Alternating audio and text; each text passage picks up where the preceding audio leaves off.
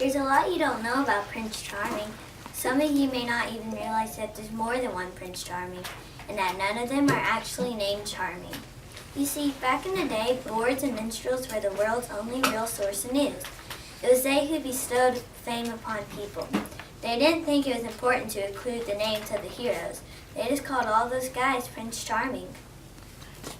If there was anything that could unite these princes, it was their mutual hatred of that name. Prince Frederick wasn't always helpless. There was a time when he aspired to become a hero, but it seems it wasn't meant to be. The king was very protective of his heir. His motto was, "Not a scar, not a bruise, not a blemish." and he went to extreme measures to keep his son away from anything that might give him so much as a scratch. Prince Frederick wanted to try stuff, but his father always came up with an excuse from Frederick from doing it. Can I take sword fighting lessons? Swords are sharp. My boy and I need a son with both ears attached. Archery? Eyes poked out. Martial arts? Bones broken. Mountaineering? Eyes broken, bones popped out. Frederick would not stop asking, so his father came up with a scheme to keep him from asking to try anything daring again.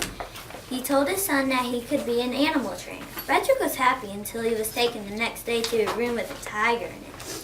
When the animal trainer let the animal out of the cage, the animal ran right for him. It scared Frederick so much that he never asked to try anything again.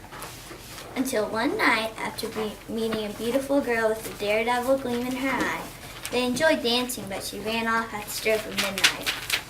Father, I have to find that girl. Son, you've never been outside of the palace gates. What if there's a tiger out there? Frederick shrank but didn't give up entirely.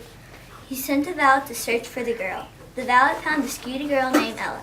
When he told his father that he wanted to marry her, his father told him, "An ill-bred wife could destroy your image more than any scar or broken limb would ever." Frederick finally understood what his father really thought. For the first time, Frederick stood up to his father. You do not rule my heart myself. I would ride a tiger to get her if I had to. Luckily for him, the king was shocked enough to Frederick became engaged to Ella. But this is where the lords got it all wrong. The true story did not end here with a traditional, and they lived happily ever after. Not at all. Ella loved Frederick and they had plans to get married, but after she saw how Frederick really lived, she was unhappy. He was living a very protected life and refused to try anything. She wanted to go horseback riding, but Frederick didn't know how and just gave her the excuses that his father had given him. She started feeling like a prisoner again and decided to leave. She wanted to go out, have an adventure, and discover what had happened to the kingdom's board. She left a note to let Frederick know how she felt. I'm terribly sorry to do this to you, and I hope that someday you will understand why I had to leave. I need something more. I'm heading off to find Rapunzel for what it's worth. That night at the ball was really the most romantic night of my life. Frederick loved Ella deeply. He asked his valet Reginald for some advice.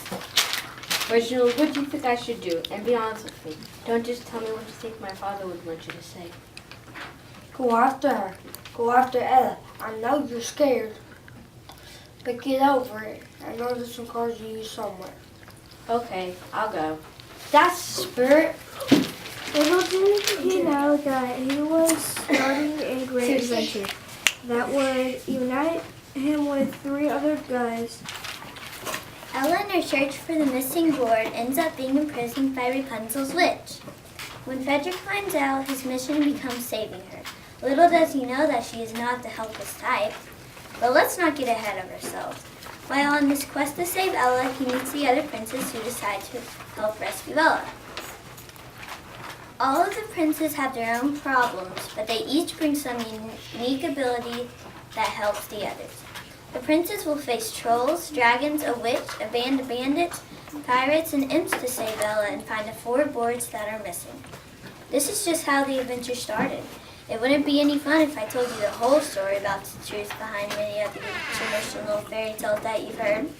You'll just have to read this action-packed book to see all the adventures for yourself and maybe learn little bit about how to save your kingdom. Hey, take it from me. You never know what direction life is going to take you in.